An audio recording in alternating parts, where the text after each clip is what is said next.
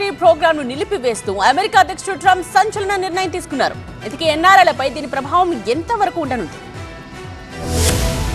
America అధ్యక్షుడు Trump మరో కీలక నిర్ణయం తీసుకున్నారు. గ్రీన్ కార్డు లాటరీ ప్రోగ్రామ్ ను నిలిపివేస్తూ ఉత్తర్వులు జారీ చేశారు. బ్రౌన్ యూనివర్సిటీలో కాల్పుల ఘటన తర్వాత ఈ నిర్ణయం తీసుకున్నారు. కాల్పుల ఘటనలో నిందితుడైన పోర్చుగీస్ దేశస్థుడు అమెరికాలోకి ప్రవేశించడానికి ఈ లాటరీ కారణమైందని ట్రంప్ యంత్రాంగం భావిస్తోంది. డైవర్సిటీ వీసా ప్రోగ్రామ్ నే గ్రీన్ కార్డు లాటరీ ప్రోగ్రామ్ గా పిలుస్తుంటారు. ఇమిగ్రేషన్ అండ్ నేషనాలిటీ యాక్ట్ కింద స్టేట్ డిపార్ట్మెంట్ ఈ డైవర్సిటీ వీసా ప్రోగ్రామ్ పనితీరును పర్యవేక్షిస్తుంది. దీని కింద ఏటా 55,000 వరకు గ్రీన్ కార్డులను అందుబాటులో ఉంచుతుంది. ఇతర దేశాల నుంచి అమెరికాకు వచ్చే జనాభాలో భిన్న జాతీయులు ఉండేలా దీనిని జారీ చేస్తుంటారు. ఈ వీసా ద్వారానే పోర్చుగీస్ జాతీయుడైన నిందితుడు అమెరికాలోకి ప్రవేశించాడు. అయితే ఇది ఎన్ఆర్ఐలపై పెద్దగా ప్రభావం చూపించదని నిపుణులు చెబుతున్నారు. గత 5 ఏళ్లలో అమెరికాకు 50,000 మంది కంటే తక్కువ మంది ఇమిగ్రేట్లను పంపిన దేశాలకే ఈ లాటరీలో అర్హత ఉంటుంది. దాని ప్రకారం చూస్తే ప్రవాస భారతీయులు ఈ గ్రీన్ కార్డు లాటరీ ప్రోగ్రామ్ కు అనర్హులవుతారు. 2028-29 వరకు ఈ గ్రీన్ కార్డు లాటరీకి ఇండియన్స్ అర్హులు కారని చెబుతున్నారు. అయితే ఇండియాకు చెందిన టెక్ ప్రొఫెషనల్స్, స్టూడెంట్స్ పై పరోక్షంగా ప్రభావం ఉంటుందని తెలుస్తోంది.